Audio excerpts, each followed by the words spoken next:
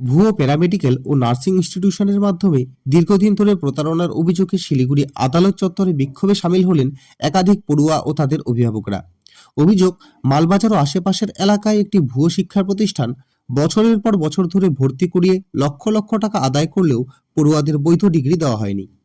বিক্ষোভরত পড়ুয়াদের দাবি, তারা 18-19 বছর বয়সে পড়াশোনার স্বপ্ন নিয়ে ভর্তি হয়েছিলেন, অথচ আজ তাদের হাতে কলমের বদলে আদালতের কাগজ।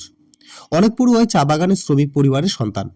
কঠোর পরিশ্রমে জোগাড় করা টাকা দিয়ে পড়াশোনা করতে এসে এখন অনিশ্চিত ভবিষ্যতের মুখে দাঁড়িয়ে তারা। আইনি পরামর্শদাতাদের মতে এটি একটি সুপরিকল্পিত প্রতারণা। নকল নথি, ভুয়ো ইন্টার্নশিপ ও ফোনের মাধ্যমে পড়ুয়াদের প্রলুব্ধ করা হয়েছে। ইতিমধ্যে কয়েকজনকে গ্রেপ্তার করা হলেও মূল অভিযুক্তদের অনেকেই এখনো পলাতক বলে অভিযোগ। পড়ুয়াদের দাবি, দোষীদের কঠোর শাস্তি ও তাদের ভবিষ্যৎ সুরক্ষার দায় প্রশাসনকেই নিতে হবে। অবিলম্বে তদন্ত শেষ করে ন্যায় বিচার না মিললে আন্দোলন আরো তীব্র হবে বলেও হুঁশিয়ারি দিয়েছেন তারা। वो नोटिस को नहीं वो करते। अनिश कुमार का जो जजमेंट बोला था, और हम ये कहना चाहते हैं कि ये हमने कोर्ट में ये सबमिशन किया कि ये in the verge of paramedical, in the verge of that कि हायर एजुकेशन के लिए बच्चों को बच्चों को एजुकेशन देने के लिए उन्होंने बोला। लास्ट में जाके उन्होंने vocational crash course, huge amount of fund is involve. और हमने ये बोला कि वनरेबल कैटेगरीज के जो बच्चे हैं, जो SC/ST से बिलोंग करते हैं, आदिवासी से बिलोंग करते हैं, उनको भी इन्होंने चीट किया है। और मेजॉरिटीज आर गर्ल्स। तो इस तरह से उनके खाली लाइफ को नहीं, उनके लाइफ एजुकेशन को, उनके फंड्स को, उनके पैसा को, उनके माइंड्स को, उसने टाइम को उन्होंने बर्बाद किया है। तो इसलिए हम लोग ने ऑब्जेक्शन उठाया कि बेल नहीं होना चाहिए। तो बेल नहीं हुआ। So next 25 so bail has been rejected from the order. Student के जो पैसे लगे हैं, जो इन्होंने लगाए, क्या वो पैसे रिफंड होंगे? कुछ इस तरह की कोई चीज नहीं। यहाँ पे देखिए सिंपल आप लोगों को मैं एक चीज बताना चाहूंगी। This is a criminal court, right. यहाँ पे इसने हमारे साथ फॉर्जरी किया, चीटिंग किया, धोखाधड़ी किया, इसके आधार पे केस हुआ है। यहाँ पे पैसा का रिफंड की बात नहीं होता है। पैसा का रिफंड के बाद दूसरे कोर्ट्स में होगी, जो आगे जाके हायर कोर्ट्स में जैसे रिट में होगी, जैसे हाई कोर्ट में होगी या सुप्रीम कोर्ट में होगी, वो हम देखेंगे। बट इनका हमारा ये कहना है कि ये कुछ और हम लोग इस पे डिटेल में स्टडी भी हम लोग कर रहे हैं कि आगे जाके अगर कोर्ट कुछ इस तरह से कोई परमिशन देते हैं, जिनको डिग्री मिल गया, वो ये फेक होते हुए भी किसी तरह का उनको प्रोविजन से कुछ करते हैं, तो वो हायर कोर्ट के मामला है। यहाँ पे अभी बेल नहीं मिलेंगे, यहाँ पे पनिशमेंट तक रहेगा, ठीक है। ये क्योंकि जो एक सेक्शंस लगा है इनके ऊपर 338 का, वो 10 ईयर से लाइफ इम्प्रिजनमेंट का तक है। तो इनका कंटेंशन था कि जो अरेस्टेड 2 लेडीज़ हुई है, एक मेल हुआ है। तो एक का कहना था कि 2 लेडीज़ हुई है। 2 लेडीज़ में ये है कि एक फैकल्टी था, 2 लेडीज था, टेलीकॉलर कहता हम तो काम करने वाली एम्प्लॉयड है, हमारे पास तो पैसा भी नहीं दिया, हमें तो कुछ क्राइम्स हमारे है नहीं। उनका कंटेंशन ये था। तो हमारे कंटेंशन ये था कि faculty means teacher, highly respected, who shapes the nation. तो फैकल्टी को पता नहीं था कि ये इंस्टीट्यूशन फॉल्स है या ठीक है। और जो टेलीकॉलर्स है वो मार्केटिंग टीम के लोग हैं, वो डेटास, बच्चों का स्कूल का डेटास डिफरेंट स्टेट से हैक करके लाते हैं। उस डेटास के कैसे वो हैक करके लाके वो टेलीकॉल करके उनको मैनिपुलेट करके इतना लोगों को फॉर्स किया। तो ये क्राइम यहाँ नहीं हो रहा है, ये वेल स्टेज क्राइम है across Darjeeling district. I don't know, maybe in other place, but Malbazar is there, FIR has been registered there as well. तो ये स्टेज क्राइम है, वेल डिज़ाइंड क्राइम है। ये बहुत ज़्यादा इसका मतलब अभी हमने सुनने में आया कि काफ़ी कुछ है इसमें, काफ़ी लोग इन्वॉल्वमेंट में है। और आप लोगों को मैं ये बताना चाहती हूँ, कोई भी पैरामेडिकल इंस्टीट्यूट या GNM कुछ भी होता है, नर्सिंग काउंसिल जहाँ पे नर्सिंग का इन्वॉल्वमेंट होता है, नर्सिंग काउंसिल ऑफ इंडिया से इनको एफिलिएशन होना चाहिए, स्टेट काउंसिल से भी एफिलिएशन होना चाहिए।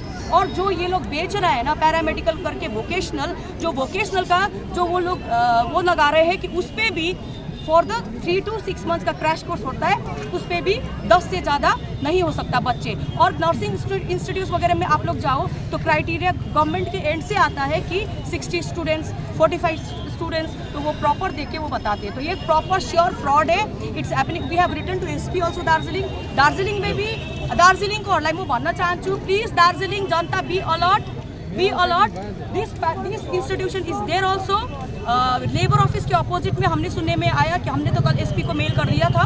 देयर आफ्टर वहाँ से ये बोर्ड हटाया गया है, but student still wants to believe कि जो बच्चों ने पैसा डाला, they still wants to be in hallucination कि हमें मतलब हमें इंस्टीट्यूशन से डिग्री मिली है तो फिर कैसे, तो कुछ तो काम आएगा। फिर भी वो लोग एक सोचना चाहते हैं कि कुछ होगा आगे, पर कुछ होने वाला नहीं है। दिस इज फर्जी इंस्टीट्यूशन। आज अरेस्टेड है, 3 दिन में हुआ है, बच्चे रोड्स पे है। अगर वो लोग ठीक होता तो हमें अंदर नहीं डाल देते लॉकअप पे, उल्टा हो जाता। तो main accused is still absconding. We have even told Sikkim government that multiple Sikkim children are studying here.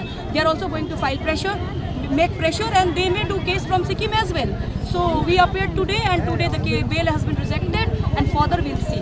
What next? अब next 14 days में प्रोडक्शन होगी, डेट होगी, उसके बाद में केस तो चलेगी। देखिए, बेल तो एक रूल है। बेल जिंदगी भर बंदे को जिंदगी भर कस्टडी में नहीं रख सकते हैं, ठीक है। कभी ना कभी तो इनको बेल होगा, चाहे लोअर कोर्ट से होगी या हाई कोर्ट से होगी।